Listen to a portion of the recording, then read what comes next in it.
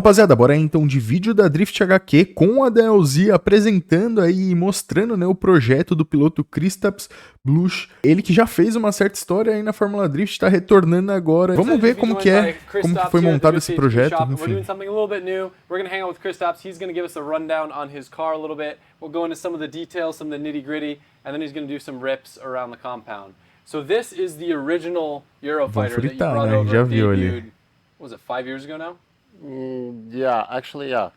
This is the original one, the very first build that we brought here to US in 2017, end of the season. The one that we had to pull out for the FD finals because our E46 engine blew. So yeah, that's the very first one, and we call it legendary. So this car, I believe, won't be for sale anymore. So not anymore, but anytime. So we're just gonna keep it as it is because it has some nice history and a lot of good memories.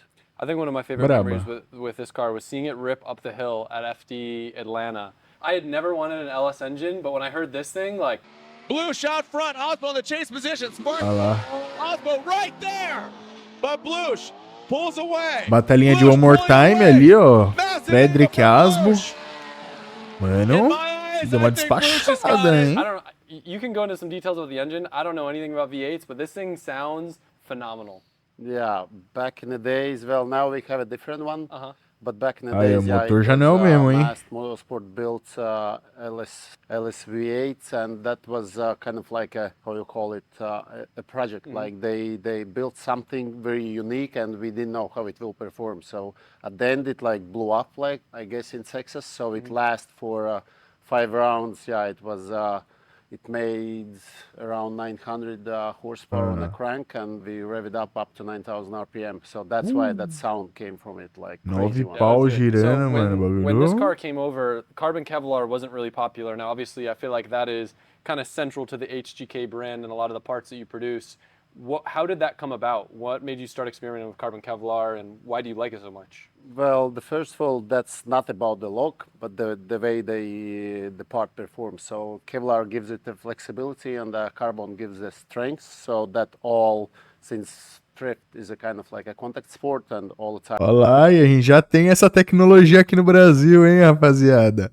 A Shimoto Drift Cars aí, né, que fez o carro do Matheus Sartori e do Gui Castagna, as duas BM, né, igual, elas são totalmente flexíveis, você, mano, pode chutar, pular em cima e tal. Não sei se o Kevlar é assim também, mas pelo que ele tá falando, dá mais flexibilidade. Talvez não seja que nem a do Hashimoto, mas tem mais flexibilidade do que um carbono comum e seja leve também.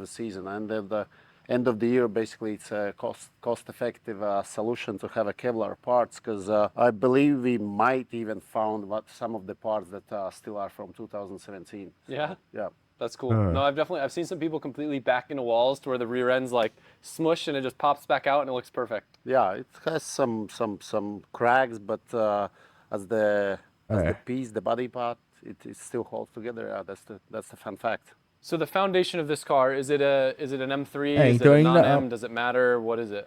Yeah, many people. Só pra gente voltar nesse assunto aí do Kevlar, então aparentemente, né, ele tem essa certa flexibilidade, mas que nem ele falou, acontece algumas rachaduras, mas a peça não quebra. Deve ter algum tipo de reparo aí, né, pra essas rachaduras, ou plotar em cima mesmo e boa. E ele tá perguntando agora se é uma M3, né? Struggle with that. Do I need, what chassis do I need, like 335, M3 or any other? So in general, the chassis are exactly the same, all of them. Like this one is the 320 diesel right-hand drive. We bought the chassis from UK, so it really doesn't matter like what chassis it is. Muita gente, né, até pergunta, até fala disso, mano. Qual o melhor chassi, né, não sei o que, qual carro escolher pra comprar, pra montar. Cara, se você vai montar um carro 100% de pista, não vai importar muito se for uma BMW M3, que nem o Sartori, ele tem uma M2, porém é uma E36, ele só colocou a carcaça por cima. E o motor é 2JZ, a suspensão não é mais original, tem kit ângulo, enfim, câmbio não é original, então nada do original você usa, então não importa se é uma M3, se é uma E36 normal, sedazinha, né, ou se é uma M3, aí realmente não importa qual chassi. You just take any chassis and you can build up the Eurofighter, yeah. I don't know why it's so funny to me that it started as a diesel. Yeah, That's it's cool. the diesel. O Hashimoto, rapaziada, tá fazendo muito isso aqui no Brasil, né? Probably the Tá, weakest o carro Eurofighter dele we have out já there. foi R34, já Usually the foi guys Silvia, bringing já foi, 335, enfim, um monte maybe de some coisa. chassis been M3. So this is the, if you look at the VIN number, yeah, the weakest one. So when you started building the Eurofighter cars, was it intentional that you planned to build other people Eurofighters, or was it something that you just wanted to produce the parts? Like, how did that come about? Was that part of the plan the whole time? At that time, we already we were building the cars for the customers, but the real story is far behind. Back in, I don't know, maybe 20 years ago, when we were doing the time attack and race circuit competitions, and then we were doing well, and the rest of the guys were just coming to us and asking for advice or questions, and even afterwards they asked us to build the cars for them. So basically, just naturally Brabo. came hobby turned into a business that we were doing well. The guys, mechanics were doing a Se very good tornou job, very business, reliable and né? fast cars, and that's how it turned into the business. Yeah, and É. now we are doing the competitions, racing ourselves, and the mainly building the cars and the parts for the customers. It's super cool. I Brabo. think, like, correct me if I'm wrong, it's the only company that I know of in drifting where you can go on a website and basically spec out like a chassis that's built, ready to go. You drop in your own drivetrain, or even you guys can do drivetrain. I think we were messaging back and forth a while ago. I'm not going to say what chassis it was, but I was Caraca. trying to get some pricing because I was considering doing one of your cars, which would have been really cool. But Yeah, definitely.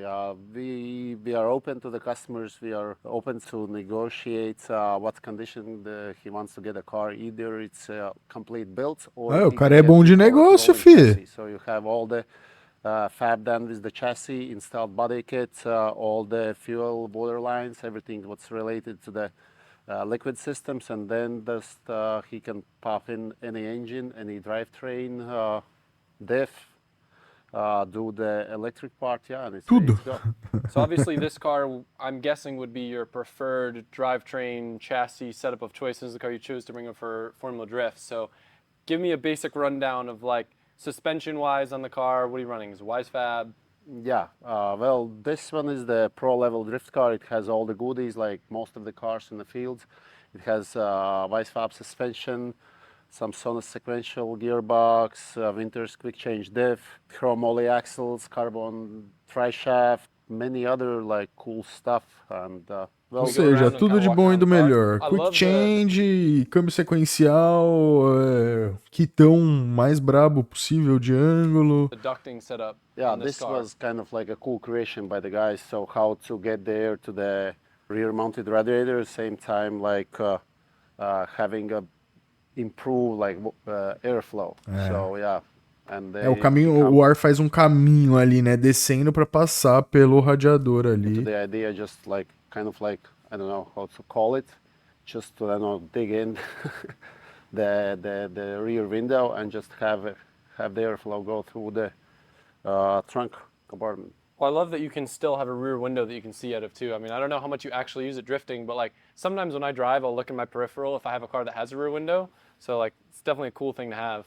Yeah, well, I don't have the rear view mirror inside the car, but if you have one, yeah, Yeah. definitely you can do a nice parking backwards. Can we see the trunk? And then yeah, we have a lot. Here's the hidden spring fasteners. Just pop Super it up simple and crash structure. there's not much. Yeah, we had to redo because this year we driving 295, so we had to add some weights on the back. Before it was aluminum to save the weight, but since yeah we had to add the weight, so we just made it from the steel, and it's all empty. So like the most of the drift cars has, so you can ride the wall. And before that, Padrãozinho, né? back in the days, we had Padrãozinho. a fuel cell here on the back, so just for the more weight distribution, but kind of challenged ourselves to install it inside the car to see if Ô, we louco. can improve, I don't know, the speed of transition or something. So the weight is more focused to the middle of the car. Do you think you notice a difference? Because that's like one of my biggest complaints with the pro level cars and the fuel cell in the rear. I've always felt like it's had like kind of like that pendulum effect, to where what like a stock gas tank car I feel like always feels better. I think the The effect is on slower tracks, whereas you have a sharp corners and you have That a makes lot of sense. transitions. That makes sense, yeah. But Caraca. other than that, like when you're going like for in Atlanta, like fast tracks, it really doesn't make a sense. No. And we as well are running the LSD in a quick rear change diff, so that also might gain some advantage against the spool. I believe I saved some runs in Road Atlanta having the LSD. Yeah. So, for instance, if you're going up the hill and you're a little bit too much outside and you're off throttle, so the rear wheels just locks and just might wipe you out. And I was there at one point, and I think since you have an LSD, the wheels are still slightly rotating, and just somehow I managed to save that run. That's an interesting perspective. I feel like that's a pretty big debate when it comes to like pro level drifting. Yeah. What would you say? Most of the field's on spools and a couple guys are on LSDs, or? I would say 90% should be on the spools. Yeah. I know a few people who have tried LSDs, but I don't know if they stick with it.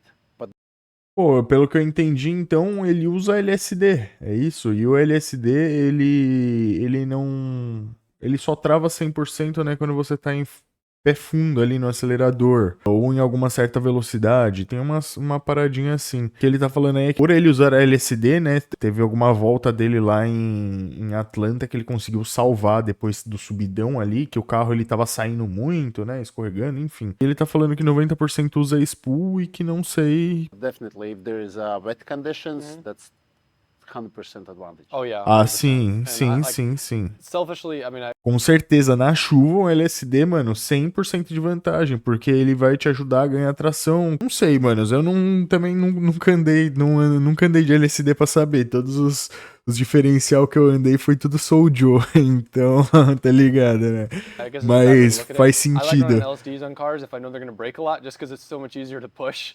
Probably not the way you should build a pro Yeah. car, but and if you guys that are watching aren't familiar with a spool is essentially just like a one solid unit. It'd be the equivalent of having a welded diff in a car, but it's O you're not going to weld a diff.